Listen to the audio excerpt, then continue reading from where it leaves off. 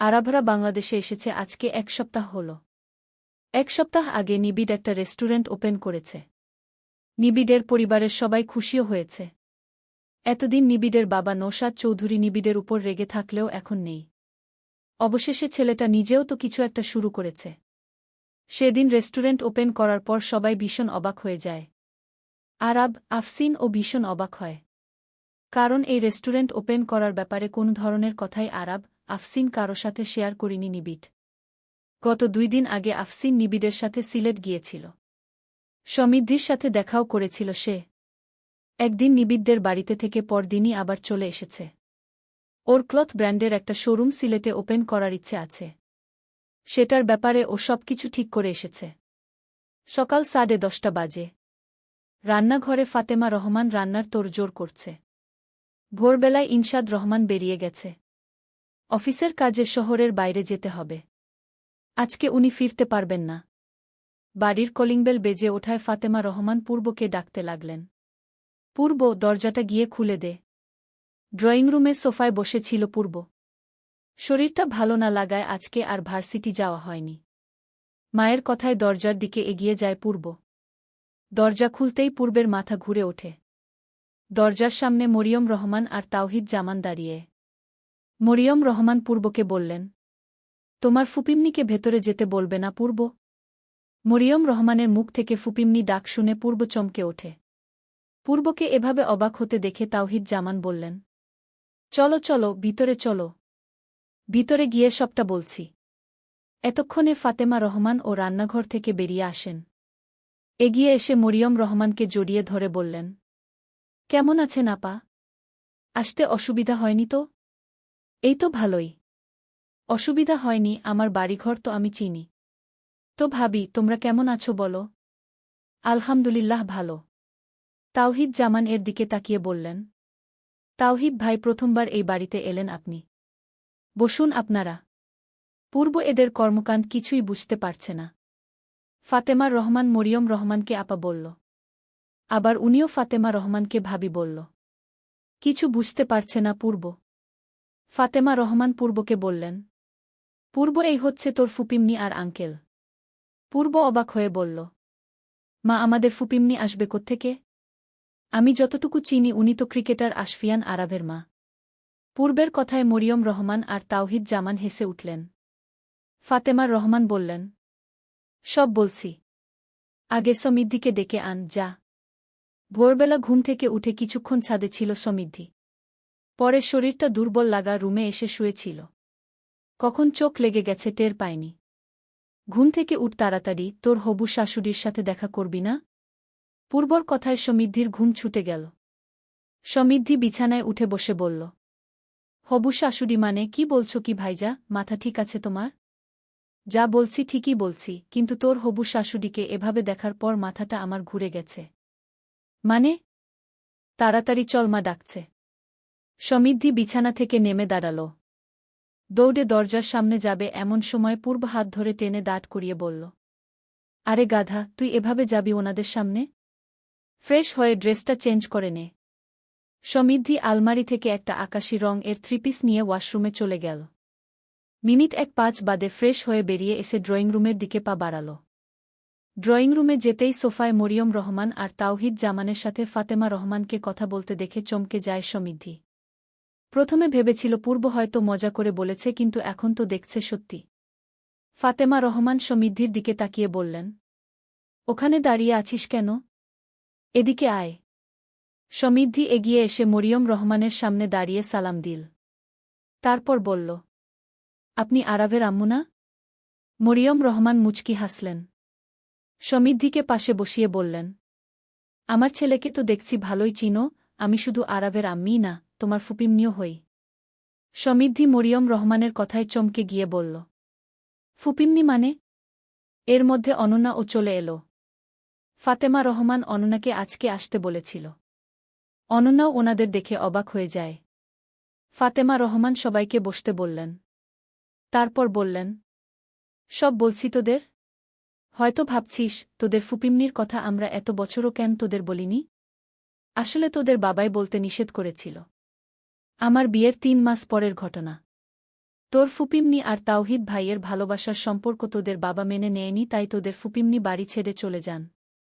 তোদের বাবা তাওহিদ ভাইকে ভুল বুঝেছেন। ভেবেছিলেন উনার বোনকে তাওহিদ ভাই ঠকাবে। তোদের বাবার ধারণা ভুল ছিল। তবে হ্যাঁ, নিজের বোনের উপর রেগে থাকার পরেও কিন্তু সবসময় নিজের বোনের খোঁজখবর রেখেছে। যার কারণে আরাব যে নিজের বোনের ছেলে সেটাও জানে।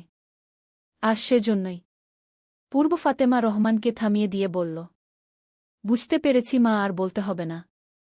মরিয়ম রহমান বললেন, কত বছর পরে বাড়িতে আসলাম। অশান্ত মনটা আজ শান্ত হয়ে গেল। মা বাবা মারা যাওয়ার সময়ও এই বাড়িতে আসতে পারিনি শুধুমাত্র ভাইজানের কারণে। আর আজ ভাইজান বাড়িতে থাকবে না বলেই ভাবি আমাদের ফোন করে বলেছে আসার জন্য। সমৃদ্ধি বলল, এত বছর তো যোগাযোগ ছিল না, তাহলে ফুপিমনির সাথে মায়ের যোগাযোগ হলো কি করে? ফাতেমা রহমান মুচকি হেসে বললেন, সব কিছুই আল্লাহর ইচ্ছাতে হয় বুঝলি। সেদিন অননার বিয়েতে মরিয়ম আপা আর ওদের পুরো পরিবারকে দেখে আমি ভীষণ খুশি হয়েছিলাম। সাথে বেশ অবাক হয়ে গিয়েছিলাম। ফ্ল্যাশব্যাক। সেদিন অননার বিয়েতে মরিয়ম রহমান, তাওহিদ জামানকে দেখেই ফাতেমা রহমান ছুটে যান তাদের কাছে। মরিয়ম রহমানকে গিয়ে ডাক দিয়ে বলেন, আমা চিনতে পেরেছেন আপা? মরিয়ম রহমান কিছুক্ষণ তাকিয়ে চেনার চেষ্টা করেন, কিন্তু এত বছর ফাতেমা রহমানকে না দেখার কারণে প্রথম দেখে চিনতে পারেননি, কিন্তু কণ্ঠটা শুনে বুঝতে পেরেছিলেন এটাই ওনার ভাবি। অননার বিয়েতে আসার পর যখন জানতে পারল অননা তার ভাইজের মেয়ে, তখন ভীষণ খুশি হয়েছিলেন। মরিয়ম রহমান ফিরে তাকিয়ে বলেন, তুমি ফাতেমা ভাবি? ফাতেমা রহমানের চোখে জল চিকচিক করছে। মরিয়ম রহমান ফাতেমা রহমানকে জড়িয়ে ধরে হাউমাউ করে কেঁদে দেন। এতগুলো বছর পর পরিবারের কারো সাথে দেখা। সেখানেই তাওহিদ জামানের সাথেও কথা হয়। কিন্তু মরিয়ম রহমান নিষেধ করে দিয়েছেন এই কথা যেন তার ভাইজানকে না বলে। বর্তমান। ফাতেমা রহমান বললেন, এবার বুঝলি তো? সমৃদ্ধির সবকিছু কেমন যেন মাথার উপর দিয়ে যাচ্ছে। মনে মনে ভাবতে লাগল, আরাব আর আফসিন আপু আমাদের কাজিন। উনি আমারই ফুপিমনির ছেলে, অথচ এতদিন জানতামই না। ফাতেমা রহমান বললেন, আপা আরাব আফসিনকেও তো নিয়ে আসতে পারতেন। আরাবের এই হাত নিয়ে এখন অতটা জার্নি করা ঠিক হবে না। এখনও তো সম্পূর্ণ ভালো হয়নি। আর আফসিনকে এখনই কিছু জানাতে চাচ্ছি না।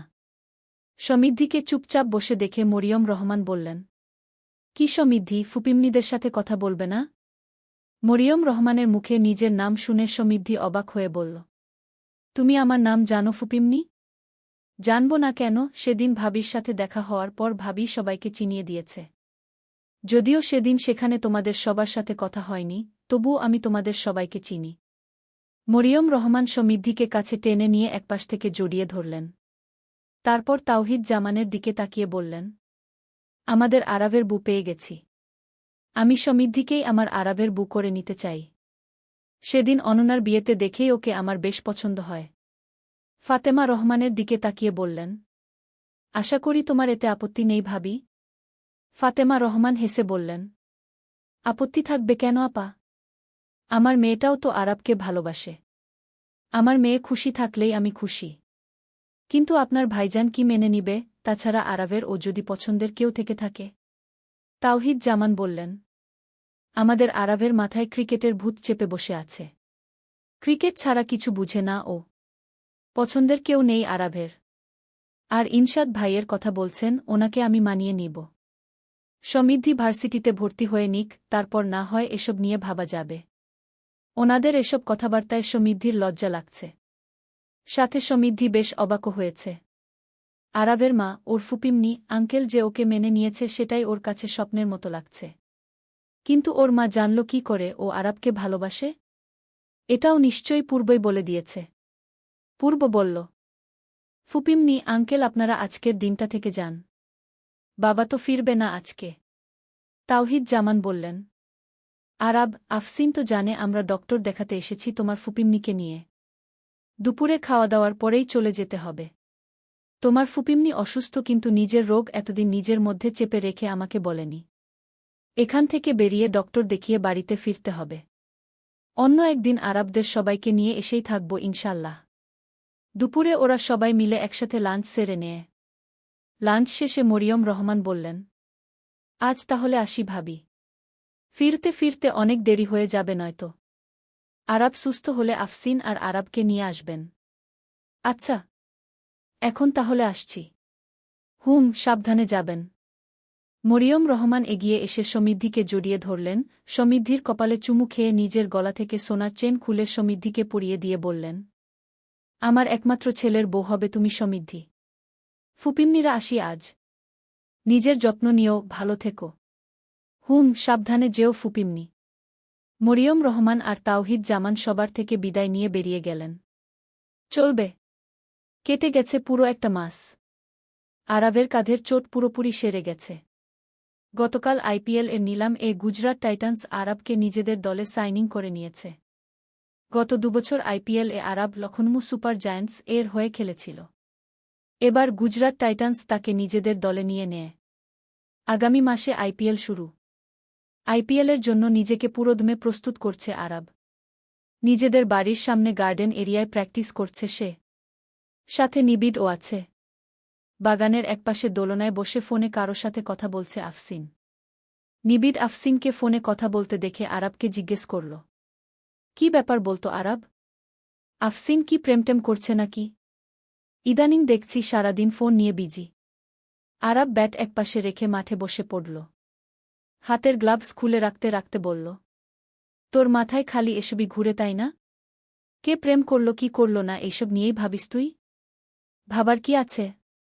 এটা তো নরমালি মাথায় এসে পড়ে, তোরা দুই ভাইবোন হলি রোবট। একজনের বয়স 2-8, আরেকজনের বয়স 2 দিন পর 2-6 হবে। অথচ ভাইবোন কারোরই কোনো বয়ফ্রেন্ড গার্লফ্রেন্ড নেই। আর না তোদের কাউকে ভালো লাগে? ফোন রাখার পর নিবিড়ের শেষ কথাটা আফসিনের কানে গেল।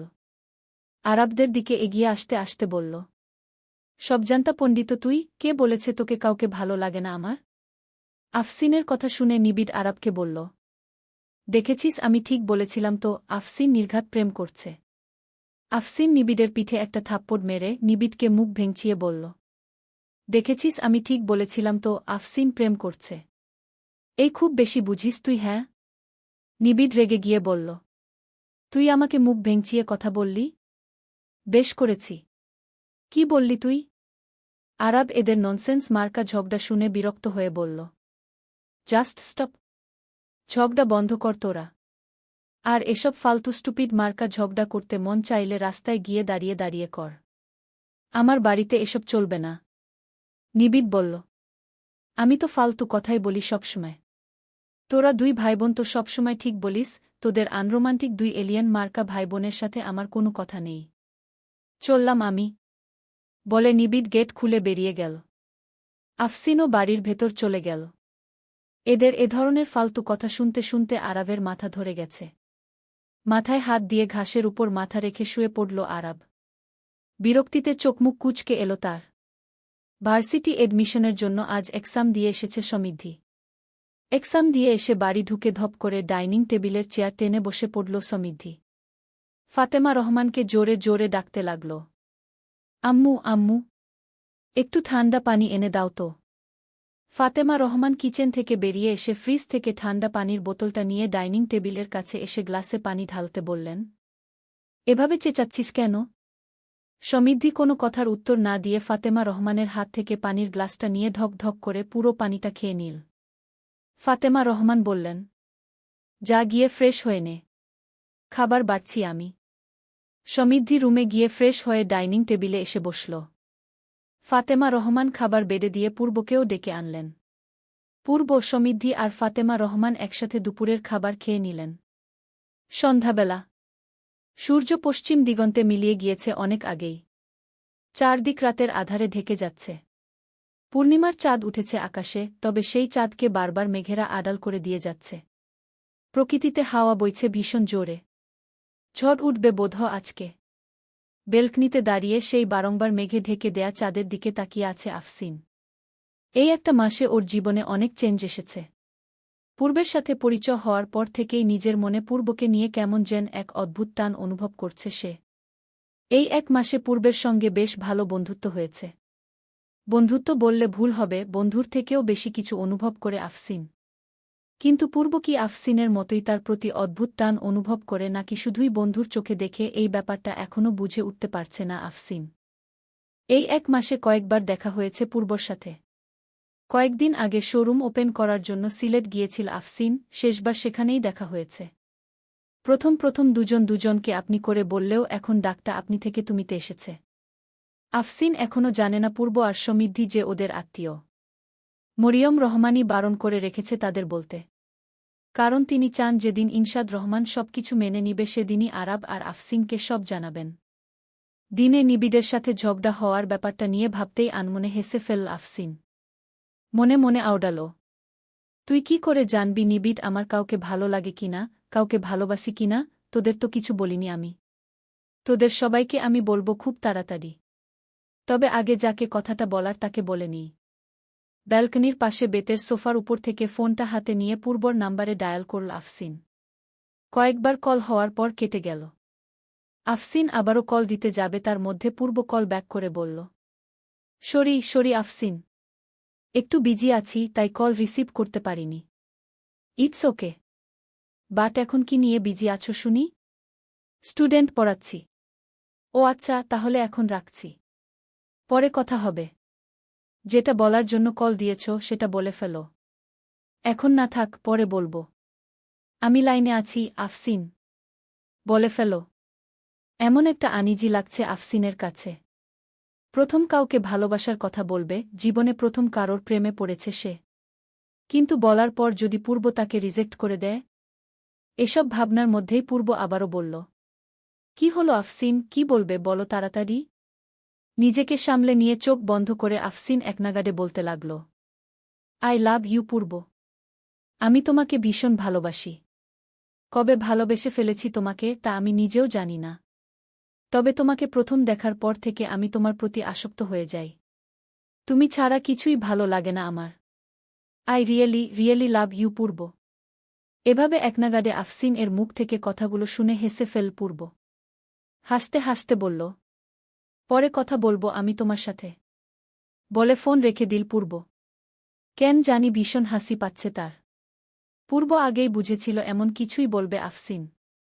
এতদিন আফসিনের কথাবার্তা, তাকানো সবকিছুতেই পূর্ব বুঝে গিয়েছিল আফসিন তাকে ভালোবাসে। পূর্ব নিজেও যে ভালোবাসে না তা না। এই 1 মাসে মেয়েটা এক অদ্ভুত মায়ে ফেলে দিয়েছে তাকে। নিজে এতদিন ভালোবাসার কথা বলেনি, শুধুমাত্র আফসিন এর মুখ থেকে শুনতে চেয়েছিল তাই। আজ ফাইনালি মেয়েটা বলেও ফেল। কিন্তু মেয়েটা যে এভাবে নার্ভাস হয়ে যাবে আর এভাবে একনাগাড়ে বলবে সেটা পূর্ব ভাবতেও পারেনি।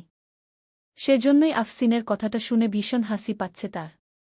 এদিকে আফসিন ফোনের দিকে এখনো হা হয়ে তাকিয়ে আছে। কি হলো এটা? পূর্ব কি তার কথাটা হেসে উড়িয়ে দিল? পূর্ব কি তাহলে তাকে ভালোবাসে না? বাড়িতে আসার পর পূর্ব আফসিনকে কল দিল। আফসিন কল রিসিভ করতেই পূর্ব বলল, তাহলে ফাইনালি বলেই ফেললে আমায় ভালোবাসো? হ্যাঁ, বলে ফেললাম। ভালোবাসার কথা মনের মধ্যে চেপে রেখে কি করব? এখন যেভাবে স্বাভাবিকভাবে কথা বলছো, তখনও যদি ওভাবে বলতে আমার হাসি পেত না। কিন্তু তুমি যেভাবে নার্ভাস হয়ে একনাগাড়ে বলে ফেলেছিলে সেটা শুনে আমার ভীষণ হাসি পেয়েছে। আমার ভালোবাসার কথা শুনে তোমার হাসি পায় তাই না? না, সেটা বলিনি। ব্যাপারটা হলো তোমার কথা বলার স্টাইলে হাসি পাচ্ছিল। তো মিস্টার পূর্ব রহমান, আমার ভালোবাসা কি আপনি গ্রহণ করলেন নাকি হেসেই উড়িয়ে দিলেন? পূর্ব রহমানের এই ৩-০ বছরের জীবনে প্রথমবারের মতো কোনো মায়াবতী নারী তার মনে ঝড় তুলে দিয়েছে। আর সেই নারী হলে তুমি। পূর্বের কথা শুনে খুশি হয় আফসিন। তার মানে পূর্ব তাকে ভালোবাসে। পূর্ব ফোনের উপাস থেকে অনুভব করতে পারছে আফসিনের খুশিটা। কিছুক্ষণ নীরবতা চলে গেল দুজনের মাঝে। নীরবতা ভেঙ্গে পূর্বই বলে, অনেক রাত হয়ে গেছে। এবার ঘুমাতে যাও। কাল দেখা করছি আমরা। কোথায় দেখা করব? আমি কাল ঢাকা যাচ্ছি। দেখা হবে কাল। Good night. হুম। ফোন রেখে শুয়ে পড়ল আফসিন। আজ যেন একটা অন্যরকম শান্তি লাগছে। চলবে।